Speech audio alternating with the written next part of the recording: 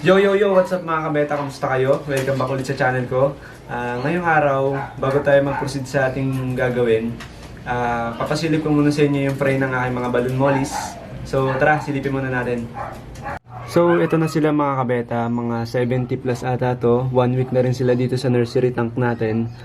Hiniwalay na agad natin sila sa mga breeders para mas mabilis silang lumaki at mapakain natin sila ng maayos. So yun na nga yung fry ng ating mga balloon mollies.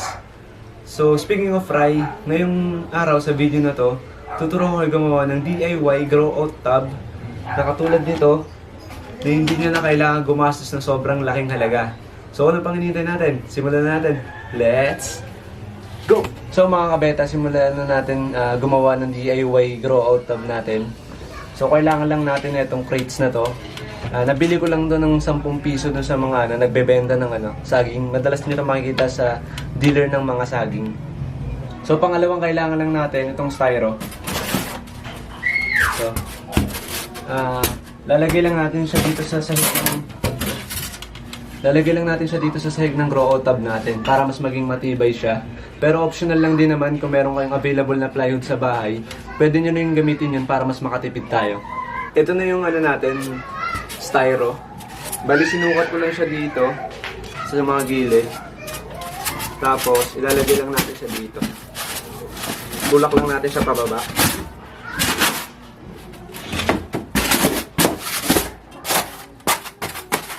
Yan, para may sahig yung natin grow out tub natin. Hindi mabubutas kung sakali mahila. So safe na safe yung trapal natin. Next na gagawin natin, tatapalan lang natin ng trapal yung grow out tub natin.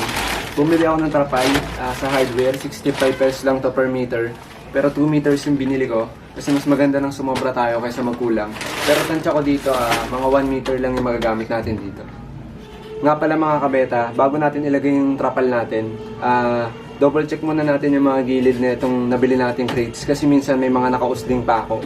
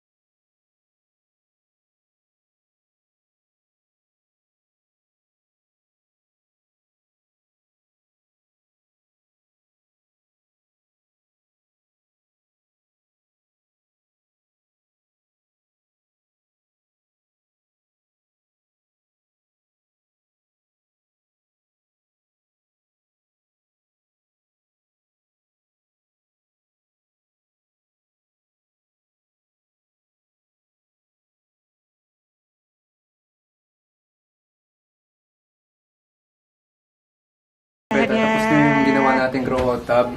2 meters din pala yung nagamit ko na trapal kasi para mas maganda tignan, nilagyan ko na rin pala yung mga gilid niya.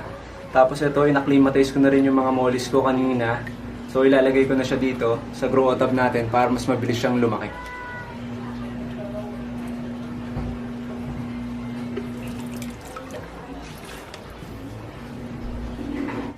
So mga kabeta, sobrang dali lang gumawa, di ba?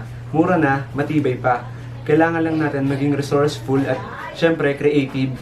At dito na tayo nagtatapos. At kung hindi ka pa isa sa mga kabeta ko, please like, share, and subscribe, and please click the notification bell para laging updated sa bago kong videos. At sana nakatulong ang video na to. Sama-sama ulit tayo sa susunod na journey. Happy fish keeping! Fish!